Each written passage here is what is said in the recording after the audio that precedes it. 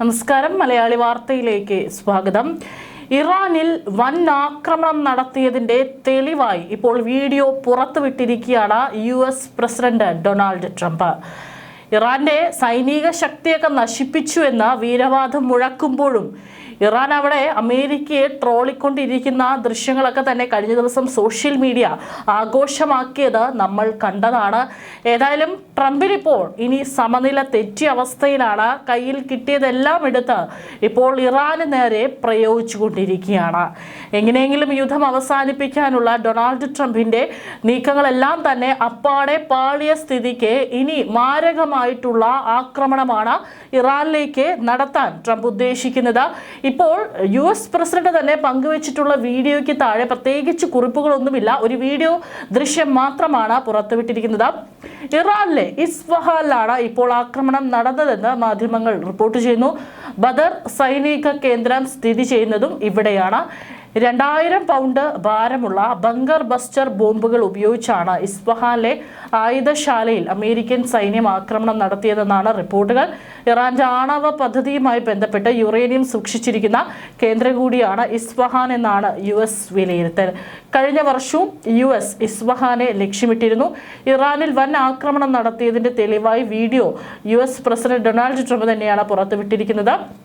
ഏതായാലും മാരകമായിട്ടുള്ള ആക്രമണം ഇനി ഇറാന് നേരെ അഴിച്ചുവിടുമെന്ന് തന്നെയാണ് ഇതിൽ നിന്ന് വ്യക്തമായിരിക്കുന്നത്.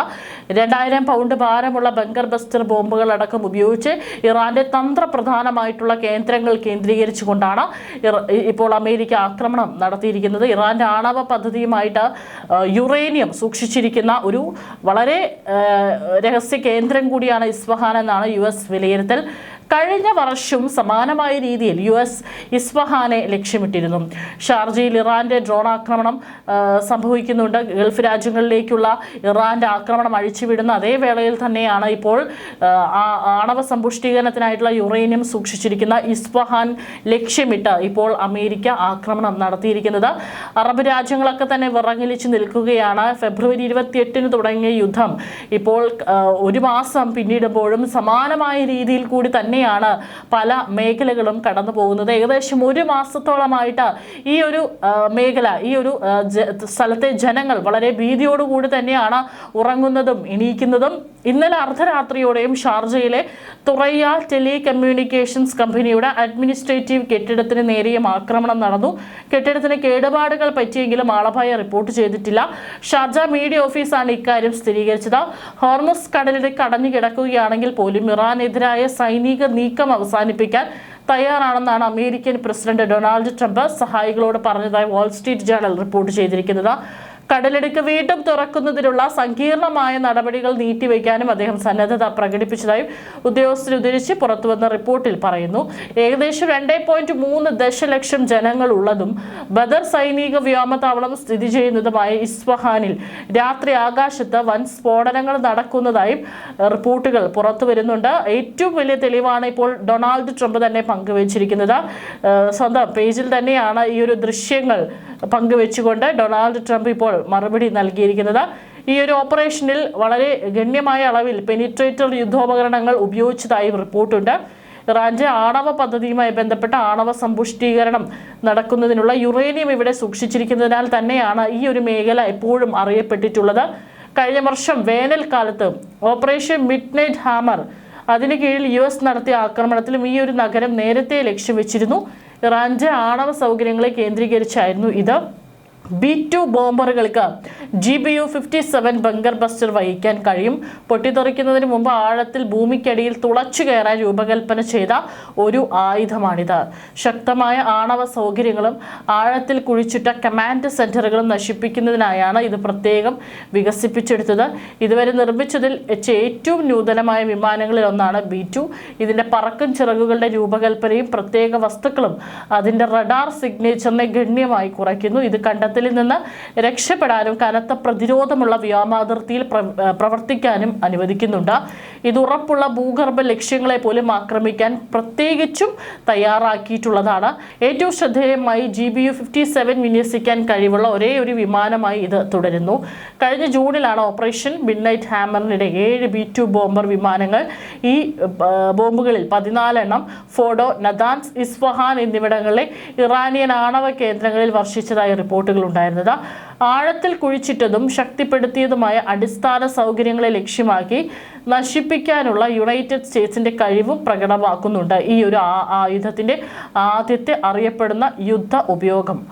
ദുബായ് തീരത്തും കുവൈറ്റ് എണ്ണക്കപ്പലിന് നേരെയും ആക്രമണം ഇറാൻ അഴിച്ചുവിടുന്നതിനിടയിലാണ് സ്വന്തം രാജ്യത്ത് ഇത്തരത്തിലൊരു മാരകാക്രമണം, അതിലുപരി വളരെ ഭീകരമായിട്ടുള്ള ഒരു ആക്രമണം ഇപ്പോൾ അമേരിക്ക നടത്തിയിരിക്കുന്നത്. കുവൈറ്റ് എണ്ണക്കപ്പലിലെ 24 ജീവനക്കാരും സുരക്ഷിതരാണെന്നും ആ കപ്പലിൽ ഉണ്ടായിട്ടുള്ള തീ അണയ്ക്കാനുള്ള പ്രവർത്തനങ്ങൾ തുടരുകയാണെന്നും ദുബായ് മീഡിയ ഓഫീസ് അറിയിച്ചു.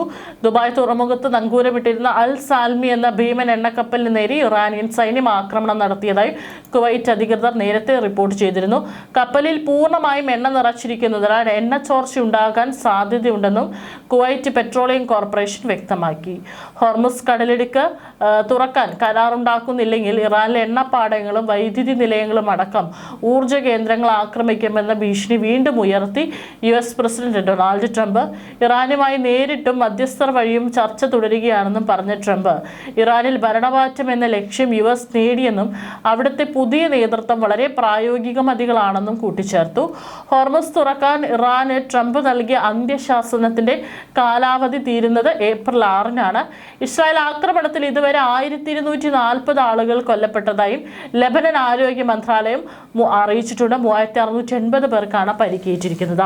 ഇസ്രായേൽ ലെബനനെ ആക്രമിച്ച മാർച്ച് 2 മുതലുള്ള കണക്കാണിത്. 1.2 മില്യൺ ജനങ്ങൾക്ക് വീട് വിട്ട് പലായനം ചെയ്യേണ്ടി വന്നു.